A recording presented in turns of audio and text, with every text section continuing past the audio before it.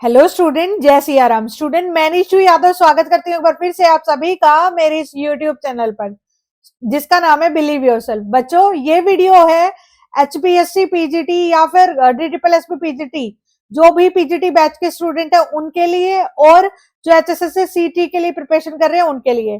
PGT वालों का आज आप लोगों का टास्क डलना था आगे और एमसीक्यू आने थे, बट एमसीक्यू नहीं आए हैं। इस वजह से मैंने जीएसटी के ही एक टॉपिक एमसीक्यू आप लोगों के लिए भी दे रही हूँ ये।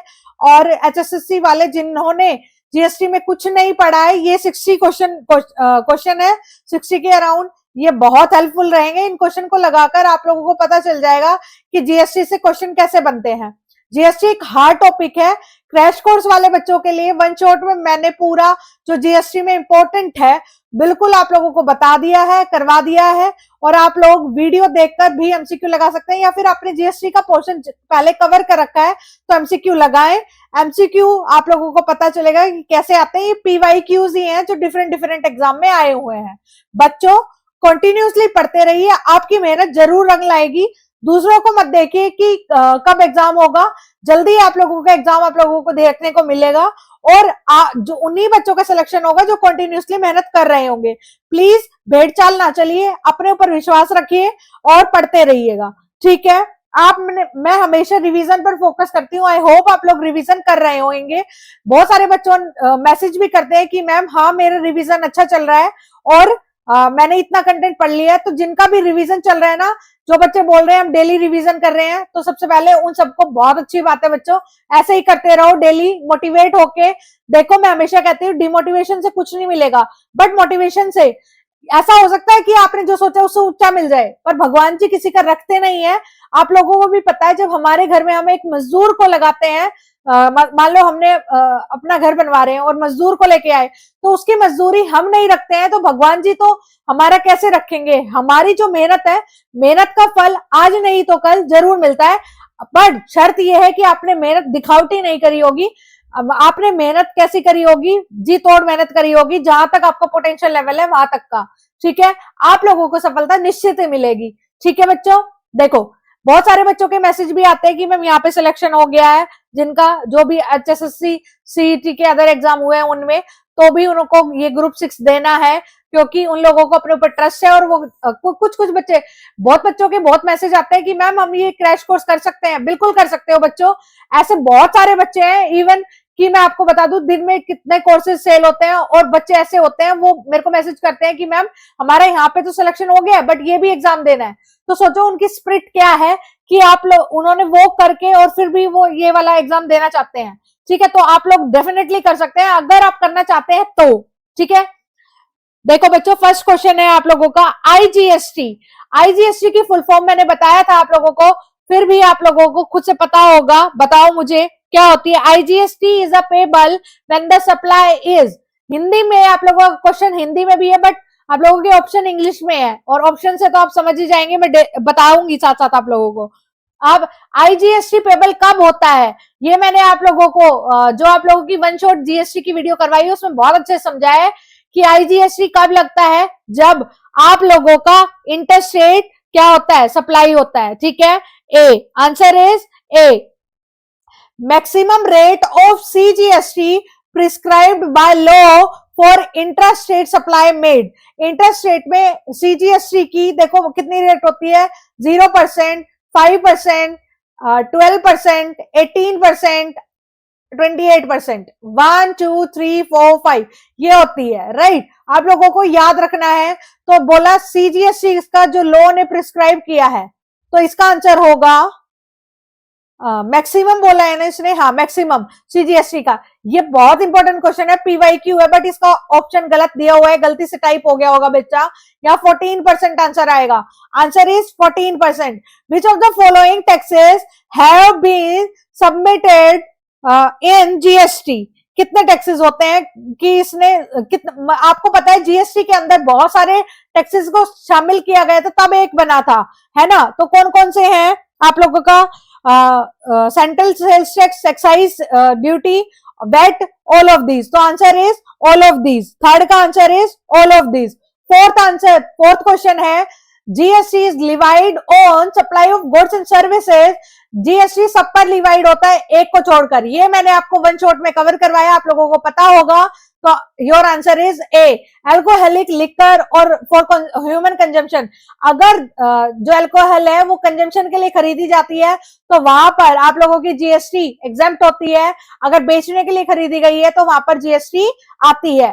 The function of goods and services network GSTN include, GSTN में क्या क्या इंक्लूड होता है? रजिस्ट्रेशन होता है, हाँ जी होता है, forwarding the return to central and state authorities, computation and settlement of GST. तो all of these is your answer. Aggregate turnover does not include, ये भी करवाया और इसका सेक्शन भी बताया है मैंने आप लोगों के वन शॉट क्रैश कोर्स के अंदर। जो मेरे बच्चे हैं उनको ये क्वेश्चन आता होगा, और आप लोग मेरे को भी कमेंट ना करो तो बेशक मत करना, बट खुद से एग्रीगेट टर्नओवर का सेक्शन लिखो अपनी नोटबुक में। मुझे पता है बट नहीं बताऊंगी क्योंकि खुद से लिखोगे, ठीक है। मोस्टली जो डेफिनेशंस है वो सेक्शन 2 में गिवन है। ये सेक्शन 2 के कौन से सबसेक्शन में है? एग्रीगेट टर्नओवर मैंने वन शॉट में आप लोगों को करवाया है, ठीक है। अगर नहीं आता तो इट मींस आप लोगों ने वीडियो को ध्यान से नहीं देखा है कोर्स में, ठीक है। देखो इसका आंसर क्या है कि एग्रीगेट टर्नओवर के अंदर क्या इंक्लूड होता है, मैंने वो चीज बताई है आप लोगों को। कौन सा इंक्लूड नहीं होता है ये भी बताया, और ये पीवाईक्यू है, बहुत इंपॉर्टेंट है। तो क्या इंक्लूड नहीं है ये याद रखना है, रिवर्स चार्ज बेसिस इसके अंदर इंक्लूड नहीं होता है। मैंने यहाँ पे एक्सप्लेन नहीं करूंगी, वन शॉट वीडियो जो आप लोगों की क्रैश कोर्स में गिवन है जीएसटी की। जिन लोगों को जीएसटी टैक्स इन सबसे डर लगता है वहां पर आप लोग वीडियो देखेंगे तो आपको जीएसटी ऐसे आ जाएगा बहुत, और 3-4 बार देख ली तो आराम से क्वेश्चन बहुत अच्छे से टैकल कर सकते हो। Which of the following are the benefits of SGST, GST के बेनिफिट्स क्या क्या है आप लोगों को पता होना चाहिए। Creation of unbind national market, boost to make in India, reduction in compliance burden of taxpayer। कौन से बेनिफिट्स है आप लोगों को याद रखना है, कौन से बेनिफिट्स है। तो बेटा ये तो जो कंप्लेंट्स है वो जो बर्डन टैक्सपेयर का कम हो जाता है, नहीं ये तो होगा ही नहीं, तो थर्ड नहीं है। फिर थर्ड कौन सा नहीं है? थर्ड में ये, थर्ड इसमें नहीं है, इसमें है तो ये गलत, इसमें है तो गलत, इसमें है तो गलत, यानी एक ही ऑप्शन बच गया। ऐसे एलिमिनेशन मेथड से भी आप लोग कर सकते हो, ठीक है। क्वेश्चन को जल्दी टैकल करने का तरीका। Which of the followings are included in definition of goods, goods की सेक्शन जो सीजीएसटी एक्ट 2017 में गिवन है वो क्या है? गुड्स की डेफिनेशन ना अलग अलग एक्ट के अकॉर्डिंग अलग अलग है। कंज्यूमर प्रोटेक्शन की अपनी गुड्स की डेफिनेशन है, अदर जो एक्ट है नेगोशिएबल इंस्ट्रूमेंट एक्ट है उसकी अपनी गुड्स की डेफिनेशन है, और इसकी अपनी गुड्स की डेफिनेशन है। तो आप लोगों को याद रखनी है, कंफ्यूज नहीं होना है, ठीक है, कंफ्यूज नहीं होना है। तो इसमें गुड्स क्या पूछा गया? Select the correct answer for the option, correct answer पूछा गया, यानी गुड्स में शामिल इंक्लूड है, इंक्लूड है। आप लोगों को ना एक तो क्वेश्चन पढ़ते टाइम है या नहीं का देख लेना है, ठीक है। तो इसमें है पूछा है, तो इसमें जो आप लोगों का एक्शनेबल क्लेम इंक्लूडेड होता है, और ग्रोइंग क्रॉप्स आप लोगों का जीएसटी में आता है, ठीक है। ये एक्शनेबल क्लेम यानी सेकंड और फोर्थ यहाँ है, ठीक है। एक्शनेबल क्लेम और ग्रोइंग क्रॉप्स होता है। फिर है आप लोगों का dash, a dash is a supply comprising for of goods, 2 or more supplies shall be treated as the supply of that particular supply that attracts highest rate of tax। highest rate of tax कहाँ लगता है आप लोगों का? जहां पे मैंने बताया था ना लास्ट में, जो आपकी वन शॉट है उसमें कंप्राइजिंग या फिर कॉम्बिनेशन ऑफ टैक्सेस, वो वहां पे बताया था मैंने कि जहां पर किसी चीज का रेट बहुत ज्यादा हाई है जीएसटी का और बहुत कम है, वहां पर वो जो दोनों रेट है उनकी उच्चतम दर डिसाइड कर ली जाती है। यानी 2 तरीके से वो होता है, एक तो कंबाइन होता है, एक तो कंबाइन जो टैक्स रेट होती है, एक मिक्स होता है, ठीक है। कंबाइन और मिक्स्ड, ठीक है। मिक्स में क्या होता है बच्चों? कंबाइन और मिक्स का क्या डिफरेंस होता है मैंने आप लोगों को बताया है, फिर भी एक बार दोबारा बता देती हूँ। कंबाइन का मतलब होता है कि भाई 2 चीजों को एक साथ मिलकर बेचा जाता है, यानी अकेली गुड को नहीं बेचा जा सकता, अकेली गुड्स को नहीं बेचा जा सकता। ये रहा ना कंपोजिट, कंबाइन नहीं, कंपोजिट और मिक्स। क्या होता है कंपोजिट में? क्या होता है, एक दूसरे के अंदर मिले होते हैं। अकेले जैसे मान लो आप ट्रेन में जा रहे हो तो ट्रेन में जाओगे तभी ट्रेन का खाना मिलेगा, ऐसा नहीं होगा ट्रेन में नहीं जा रहे तब भी ट्रेन का खाना बाय कर सकते हो। तो ऐसे कौन से गुड्स होते हैं जो एक लोगे तो ही दूसरा मिलेगा आपको, तो कंपोजिट गुड्स होते हैं। और मिक्स गुड्स जैसे ब्रश के साथ शैम्पू फ्री दे दिया या उसको कंबाइन कर लिया, ठीक है, ब्रश के साथ शैम्पू भी रख दिया, तो ये अलग अलग बेचे जा सकते हैं ना, तो इनको बोलते हैं मिक्स गुड्स। ठीक है, मिक्स गुड्स की इनको अलग अलग भी बेचा जा सकता है। तो इनकी जो पूरी सप्लाई होती है उसको क्या बोलते हैं, इसको, इसके अंदर, तो ये आंसर होगा both A and B. Answer is, आप लोगों का एक मिनट थोड़ा सा रुको ना भाई, एक छोटी सी मिस्टेक करी है मैंने, ये इसमें तो एक ही पूछा होगा ना, डेफिनेशन पूछ रहा है ये, तो देखो, दो या दो से अधिक, एक मिनट, दो या दो से अधिक आपूर्ति वाली आपूर्ति को उस विशेष आपूर्ति की आपूर्ति में माना जाएगा जिस पर कर उच्चतम। हाँ, ये आएगा आप लोगों का मिक्स्ड। क्या आएगा? मिक्स्ड। ये कह रहा है कि ऐसे गुड जिनको एक साथ ही बेचा जा सकता है, जैसे ट्रेन में ही ट्रेन का खाना मिलेगा, तो उनका तो जो जीएसटी रेट है वही रहेगा जो है, लेकिन ऐसे में जीएसटी का रेट क्या माना जाएगा? मान लो शैम्पू है, शैम्पू को बेचा है, चॉकलेट रख दिए, जैसे दिवाली पे मिलता है ना आपको, ऐसे ऐसे यहाँ पे रख दिया बहुत सारे चोकोस के पैकेट, है ना, ऐसे आप लोग ग्रोसरी की दुकान पे जाते तो भी मिलता है, ये पूरा कॉम्बो मिल रहा है आपको कितने भी रुपए में, मान लो 150 में मिल रहा है, सपोज करो, तो ये पूरे कॉम्बो में किसका जीएसटी रेट देखेंगे? शैम्पू का देखेंगे, बिस्किट का देखेंगे, तो कह रहा है जो हाईएस्ट रेट होगी ना जिसकी, उसकी रेट जीएसटी पूरे कॉम्बो पे लग जाएगी, उसे ही बोलते हैं मिक्स्ड, राइट? आप लोगों को याद रखना है ये। फिर आप लोगों की शायद मैंने वन शॉट में ये वाला टॉपिक करवाना भूल गई, कंपोजिट और मिक्स का, ये मैंने यहाँ पे बता दिया है, ठीक है, फिर से बता देती हूँ एक बार, वैसे तो एक बार वीडियो को पीछे देख के आप कर सकते हैं, फिर भी मैं बता रही हूँ कि दो तरीके की रेट होती है जो जीएसटी लगती है, वो एक तो कंपोजिट होता है, एक मिक्स होता है। कंपोजिट में ऐसे प्रोडक्ट्स आते हैं जिनको अकेले अकेले नहीं बेचा जा सकता, उनकी रेट फिक्स होती है। और मिक्स में क्या होता है, ऐसे प्रोडक्ट्स आते हैं जिनको मिला के एक साथ बेचा जा रहा है, बट उनको अलग अलग भी बेचा जा सकता है, ठीक है। तो ऐसे जब मिक्स करके बेचा जाता है तो उनमें जीएसटी की रेट क्या लगेगी, तो उनके अंदर जो भी ऐसा प्रोडक्ट होगा जिसकी हाईएस्ट रेट होगी जीएसटी की, वो उस पे लिवाई हो जाएगी, यानी लग जाएगी, राइट? आई होप आप लोगों को समझ आया होगा। फिर है GST is a comprehensive tax का है कवरिंग डैश, फिर आप लोगों का सर्विस और गुड्स दोनों आप लोगों की इंक्लूड होते हैं। ये तो क्वेश्चन बहुत ही इजी था और आप लोगों को समझ भी आया होगा। 10th का option number C. What are the taxes levied on a intra state supply? आधे से ज्यादा बच्चे इस क्वेश्चन को गलत करने वाले हैं, आधे से ज्यादा बच्चे इस क्वेश्चन को गलत करने वाले हैं, बट इसके बाद जिन्होंने मेरी वन शॉट देखी है वो उसको गलत नहीं करेगा। आंसर इज सी, ठीक है, आंसर इज सी। जहां पे इंटरेस्ट रेट होती है सीजीएसटी या जीएसटी लगेगा। फिर है who will notify the rate of tax of levied under CGST? CGST के अंदर कौन सा जो रेट है वो एप्लीकेबल होता है? सीजीएसटी मतलब सेंट्रल, तो सेंट्रल की बात, यानी central government as per recommendation of GST council. GST की जो एपेक्स बॉडी होती है वो आप लोगों को मैंने बताया कौन होती है, आप लोगों की क्रैश कोर्स की वीडियो में, राइट? फिर which of the following taxes are levied on imports? अगर एक जगह से एक बंदा दूसरी जगह से इंपोर्ट कर रहा है तो कौन सी ड्यूटी लिवाइड होती है? तो आईजीएसटी, राइट? फिर which of the following is not included in aggregate turnover? कौन सी चीज एग्रीगेट टर्नओवर के अंदर इंक्लूड नहीं होती है? तो आप लोगों का ये क्वेश्चन रिपीट हो गया है और आंसर इज रिवर्स चार्ज, ठीक है, एग्रीगेट टर्नओवर में इंक्लूड नहीं होती है। आईजीएसटी एक्ट 2017, जितने भी आईजीएसटी सीजीएसटी एक्ट आए थे ये 2017 में ही आए थे, एज यू नो, तो ये कहाँ एप्लीकेबल होता है? ठीक है, कहाँ एप्लीकेबल होता है? तो whole India including Jammu and Kashmir. पहले के जो एक्ट है वो जम्मू कश्मीर पे एप्लीकेबल नहीं होते थे, बट आज के जो एक्ट है वो एप्लीकेबल होते हैं जम्मू कश्मीर पर भी। What is the time of supply of goods in case of forward charge? ठीक है, ये क्वेश्चन थोड़ा एडवांस है, तो कब होगा जो टाइम है? तो answer is, your answer is D. ये आपको बस थोड़ा सा ध्यान रखना है कि डेट ऑफ इनवॉइस और आप लोगों का ड्यू डेट दोनों देखी जाएगी। फिर है आप लोगों का ये थोड़ा एडवांस लेवल का क्वेश्चन चला गया, सेक्शन 10 17 भी मुझे नहीं लगता आएगा क्योंकि एडवांस लेवल है थोड़ा सा, पर फिर भी देख लो। What is the time of supply of goods in case of supplier opting for composition levy under section 10? Under section 10 के अंदर कौन सा जो वो है वो लिवाई होता है आप लोगों का? तो इसमें भी ए और बी दोनों, यानी डेट ऑफ इशू भी देखेंगे और date of receive consideration by supplier भी देखेंगे। फिर है what is the time of supply voucher supply of voucher when the supply with respect to the voucher is identifiable. ठीक है, इसका आंसर होगा आप लोगों का date of issue of voucher.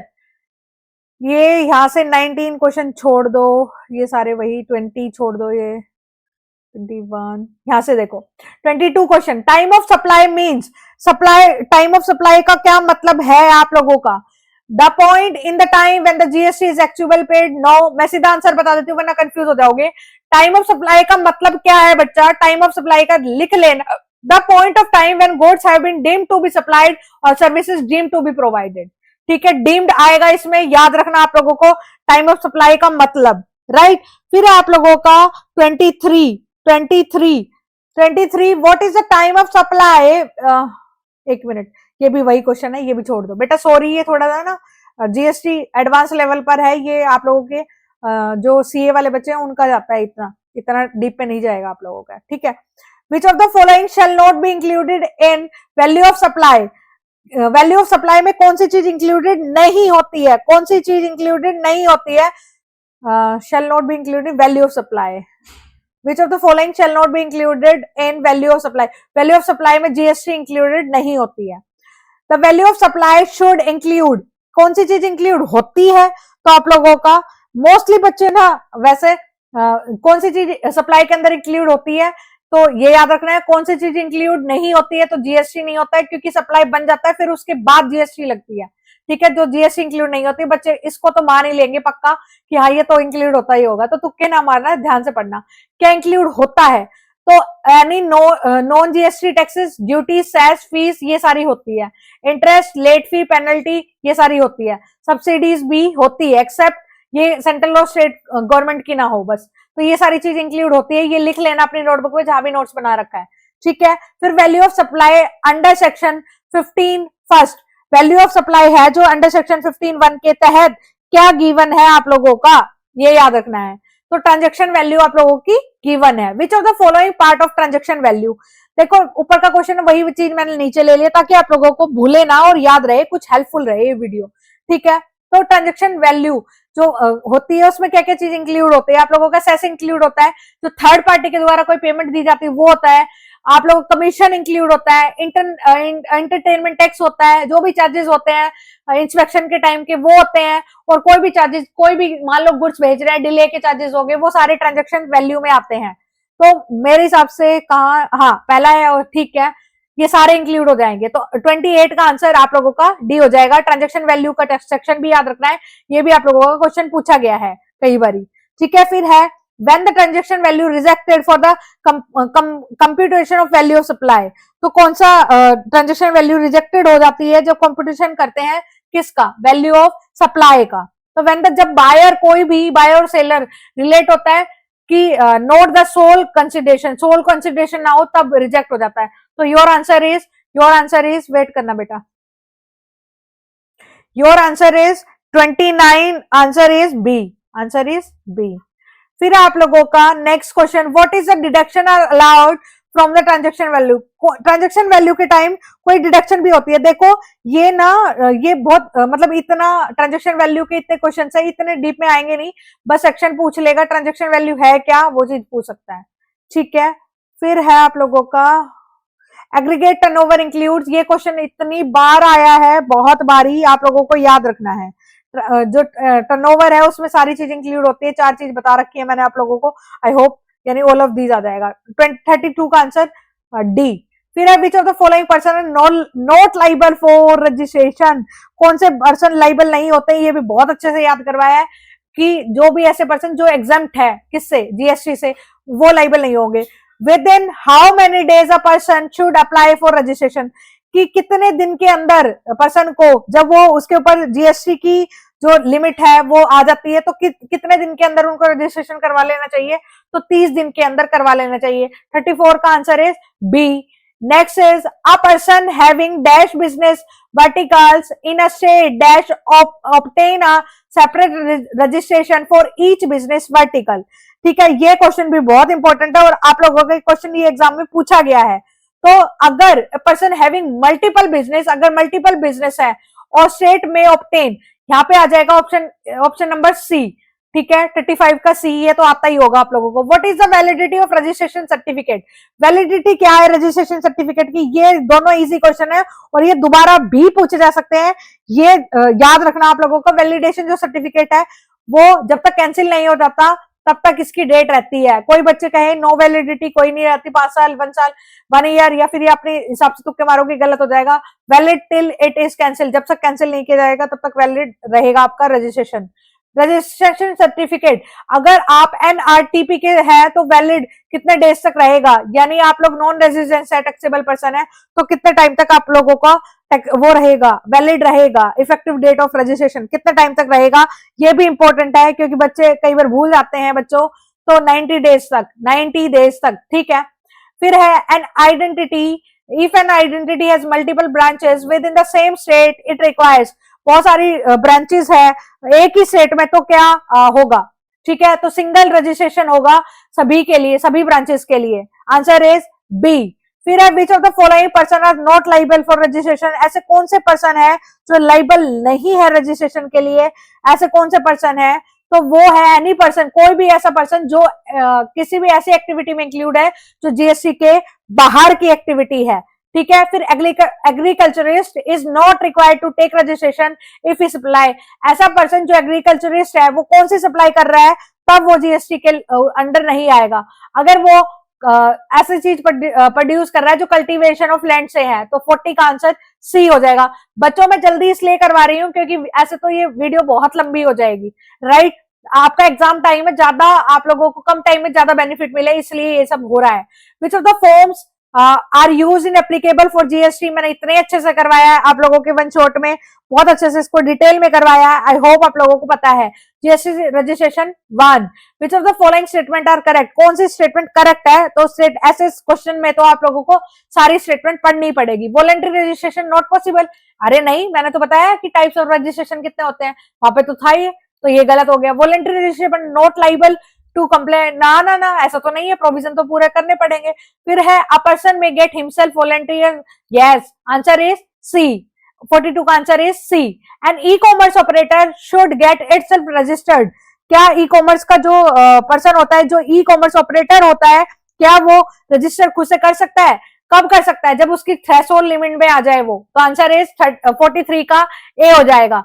There will be a deemed approval of registration if no action is taken on application, अगर deemed माना जाएगा, डीम्ड अप्रूवल माना जाएगा, रजिस्ट्रेशन हो गया है, अगर एप्लीकेशन के कितने टाइम बाद भी कोई मतलब वो ना मिले, कोई रिस्पॉन्स ना मिले, तो क्या मान लेंगे कि रजिस्ट्रेशन हो चुका है, ये कब मान लेंगे, जब विद इन 3 वर्किंग डेज के अंदर सबमिशन हुई हो इसके एप्लीकेशन की, तो याद रखना है 3 वर्किंग डेज।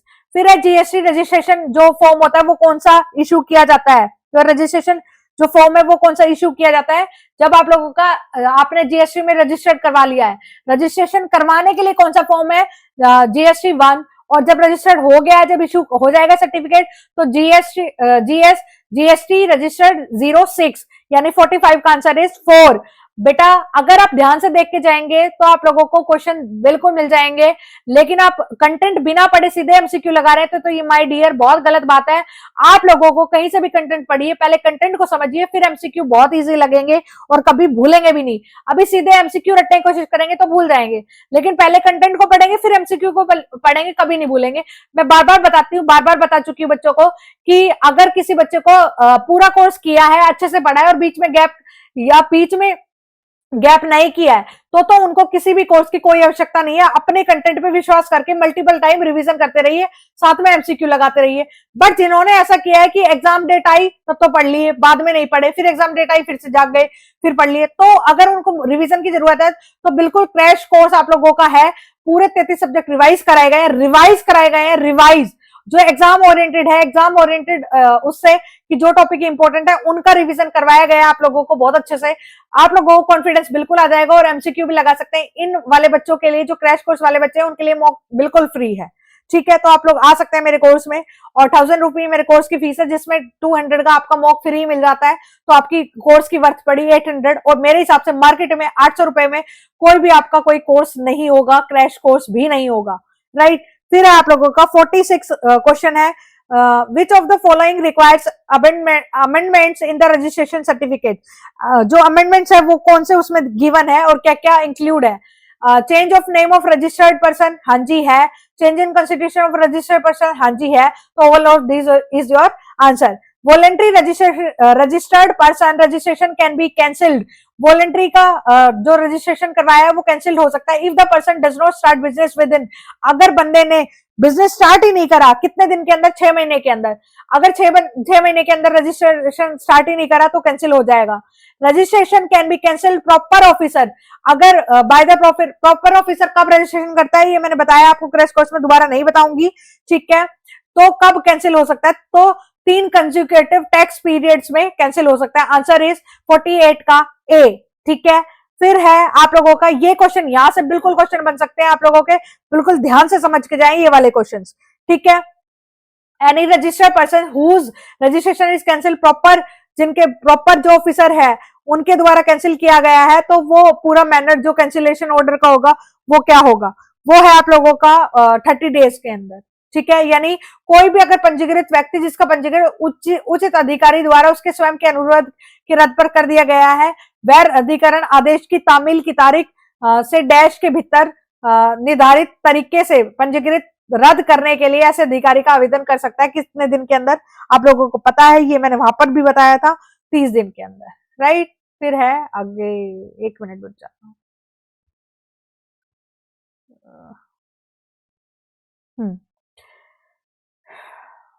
ये एक बारी पढ़ लेना। शिवमोटो का जो शिवमोटो एक तरह का रजिस्ट्रेशन होता है जीएसटी के अंदर, वो मैंने बताया था। शिवमोटो के अंदर ही क्या आता है आप लोगों का, प्रॉपर ऑफिसर होता है वो बंदा जो डिपार्टमेंट के अंदर काम करता है, वही होता है वो, ठीक है। तो ये वाला क्वेश्चन है, जहां कर का भुगतान करने वाले व्यक्ति ने डैश के लिए रिटर्न प्रस्तुत नहीं किया, उचित कि पंजीकृत को रद्द कर सकता है, पंजीकृत को रद्द कर सकता है, कौन कर सकता है, ऑफिसर कर सकता है। कब कर सकता है, कितने दिन के अंदर नहीं किया तो 3 कंसिडर, ये दोबारा रिपीट हो गया ये क्वेश्चन, ठीक है। ये डेज वाले क्वेश्चन एक बार जरूर पढ़ के जाना, ठीक है। मैं एक बार इनके आंसर्स तो बता देती हूँ। फिर है इफ जो सेक्शन है सीजीएसटी का, एक casual tax payment, casual tax person है वो अप्लाई कर सकता है रजिस्ट्रेशन के लिए, कब तक कर सकता है, 5 दिन के अंदर, जब तक उसको जो प्रायर कमेंसमेंट, उसके मतलब कमेंसमेंट कर रहा है ना बिजनेस का, उससे पहले, ठीक है, 5 दिन पहले करना पड़ेगा, जो कौन सा कैजुअल सीटीपी कर रहा है। और ऐसा कोई पर्सन है, इन case of taxable supply of services invoice shall be issued, invoice issue किया जाएगा विद इन पीरियड ऑफ, यार बेटा भाई ये पीरियड जरूर याद रखना, इसमें भी 30 डेज आएगा, ठीक है। फिर है आप लोगों का कौन सा क्वेश्चन था ये, 52 क्वेश्चन, ठीक है। फिर है आप लोगों का, हाँ, इन case of taxable supply of services by ensure, आपको याद रखना है सप्लाई ऑफ सर्विसेज पूछ रहा है या गुड्स पूछ रहा है। Services by insurance invoice shall be issued with in the period of 45 days, याद रखना है। सर्विसेज पूछा है तो 45 डेज है, और ऊपर क्या पूछा था आप लोगों से, यहाँ पे भी सर्विसेज था, बट ये सप्लाई थी within the period of जो भी जो date of supply of service है उसकी, और ये है आप लोगों की जो इनवॉइस है उसके लिए जो issued with in the period, ये तो विद इन, 1 मिनट, अच्छा ये इंश्योरर है, इंश्योरर के द्वारा तो 45 डेज, और ये है कोई भी आपूर्ति का मामला, कोई भी सप्लाई का मामला है तो। बस बहुत हुआ, बहुत है ये क्वेश्चन, ठीक है। हाँ, ये 2 क्वेश्चन देख लीजिए। इन case of supply of goods by composition dealer the registered person shall issue, जो रजिस्टर्ड जो कंपोजिशन डीलर होता है उसके द्वारा माल की पूर्ति के मामले में पंजीकृत व्यक्ति जारी करेगा। अच्छा, जो इसके अंदर जो रजिस्टर्ड जो व्यक्ति होता है उसको एक चीज जारी करनी पड़ती है, एक डॉक्यूमेंट जारी करना पड़ता है, उस डॉक्यूमेंट को क्या बोलेंगे, ए बिल ऑफ सप्लाई। आपको ये क्वेश्चन याद रखना है, ये क्वेश्चन पूछा गया है, ए बिल ऑफ सप्लाई, ठीक है। क्या जारी करेगा, ए बिल ऑफ सप्लाई जारी करेगा। कौन करेगा, जो ऐसा पर्सन जो कंपोजिशन डीलर है, जो रजिस्ट्रेशन मतलब कंपोजिशन डीलर जारी करता है आप लोगों का बिल ऑफ सप्लाई, ये बात याद रखना है। आपसे या तो ये पूछेगा बिल ऑफ सप्लाई कौन जारी करता है, कंपोजिशन लीडर, या पूछेगा कंपोजिशन डीलर क्या जारी करता है, तो आप लोगों को पता होना चाहिए बिल ऑफ सप्लाई। फिर है where advance payment is received, जहां पर एडवांस पेमेंट रिसीव कर ली गई है तो रजिस्टर्ड पर्सन क्या इश्यू करेगा, ठीक है। तो वो करेगा रिसिप्ट वाउचर। ठीक है, ठीक है। कंपोजिशन डीलर के लिए क्या इशू होता था, आप लोगों का बिल ऑफ सप्लाई, और यहाँ पर जो इशू होता है वो एडवांस पेमेंट के लिए वो होता है आपका रिसिप्ट वाउचर। फिर है the tax invoice in case of supplier of goods issued in, अगर कोई टैक्स इनवॉइस है जब सप्लायर के केस में तो क्या इशू होगा, ट्रिप्लिकेट होगा, डुप्लीकेट होगा, या फिर ए बी बोथ होगा, या फिर नाइदर होगा। आप लोगों को ये याद रखना है कि जो ऑप्शन होगा वो टैक्स पेयर के अकॉर्डिंग होगा, ए और बी, और या फिर पीओ के अकॉर्डिंग होगा, पर ये ऑफिसर के अकॉर्डिंग। ठीक है, तो आप लोगों को ये याद रखना है बिल्कुल, ऐसे क्वेश्चन आप लोगों के एग्जाम में डेफिनेटली दिखने को मिलेंगे। ठीक है, तो इसका आंसर होगा ट्रिप्लिकेट। क्या आंसर होगा? ट्रिप्लिकेट। फिर है आप लोगों का आगे, last but not least, what is the nature of supply if the nature of supply is not determinable, अगर कोई भी nature of supply determinate नहीं है तो क्या माना जाएगा? यदि आपूर्ति की प्रकृति निर्धारित नहीं है तो आपूर्ति की क्या प्रकृति मानी जाएगी, यानी बाय डिफॉल्ट कौन सी प्रकृति मानी जाएगी? कि आपने बताया नहीं है कि आपका जो बिजनेस है वो किसमें इंटर स्टेट में डील कर रहा है या इंट्रा स्टेट में डील कर रहा है, तो बाय डिफॉल्ट आपकी कौन सी मानी जाएगी? तो आपका आंसर होगा इंटर स्टेट मानी जाएगी, कि इंटर स्टेट है, एक स्टेट दूसरे स्टेट के अंदर डील कर रहा है, तो ये बाय डिफॉल्ट मानी जाती है, यानी कोई भी डिसाइड नहीं है। तो बेटा मैंने पहले आप लोगों को वन शॉट जीएसटी की मतलब रिवीजन करवा दिया है आप लोगों के ऐप में, उसके बाद एमसीक्यू करवाए हैं। जिन बच्चों ने क्रैश कोर्स लिया है, होप आप लोगों के लिए वीडियो यूजफुल रहेगी। और जो मेरे यूट्यूब वाले बच्चे हैं जिनको जीएसटी से डर लगता है, तो प्लीज मैं ये बोलूंगी पहले कहीं से भी जीएसटी का टॉपिक्स को कवर करें, बहुत ज्यादा एडवांस में नहीं जाना, आप लोगों को बेसिक कवर करना है। बेसिक से आप लोगों को क्वेश्चन देखने को मिल जाएंगे, और फिर उसके बाद आप लोग एमसीक्यू लगा सकते हैं, या फिर इन एमसीक्यू को भी आप लोग अपने नोट्स में लिख सकते हैं। जो भी इंपॉर्टेंट मैंने बताया है, जो बीच में छोड़े हैं उनको छोड़ देना, वो एडवांस लेवल के हैं, बिकॉज क्योंकि जो आप लोगों के इसमें अरे इनकम टैक्स ये नेट में भी आती है जीएसटी, और भी आप लोगों के सीए में भी आता है ये वाला टॉपिक हर जगह, तो उसके अकॉर्डिंग एडवांस लेवल के क्वेश्चन डल जाते हैं कभी, बट आप लोगों के बहुत ज्यादा एडवांस में, बहुत ज्यादा डीप में नहीं जाएंगे। जितना करवाया उतना करें और बार बार करें। देखो 33 सब्जेक्ट है, अगर 33 सब्जेक्ट को भी डेली करते हो ना, मतलब 10 सब्जेक्ट तो ऐसे जिनको रूटीन में बना लो बिल्कुल, और फिर उसके बाद वो जो छोटे मोटे सब्जेक्ट है, छोटे मोटे तो वैसे कोई नहीं है, एग्जामिनर का पता नहीं है कौन से को इंपॉर्टेंट बना दे, इसलिए कहते हो सारे को एटलीस्ट बेसिक लेवल तो कवर करके जाए बच्चों। ठीक है, और पढ़ेंगे तब जब सोचेंगे कम, ओवर थिंकिंग हो तो इससे बेटर है आप लोग पूजा कर ले थोड़ी बहुत देर। जैसे ही ओवर थिंकिंग हो ना, क्या मैं पढ़ रहा हूँ वो एग्जाम में आएगा, ऐसा क्वेश्चन दिमाग में आए तो ये बोलो करो दिमाग को खराब मत कर मेरा दिमाग, मैं अपना पूजा कर लेता हूँ। ठीक है, हाँ ये पूछे तो क्या मैं इतनी मेहनत कर रहा हूँ, आपका मेरा एग्जाम हो जाएगा 25 को, तो ऐसा कि जिस दिन होएगा उस दिन ठीक है, क्योंकि सारे बच्चे नहीं पढ़ रहे तो मैं पढ़ लेता हूँ क्योंकि मुझे सिलेक्शन लेना है।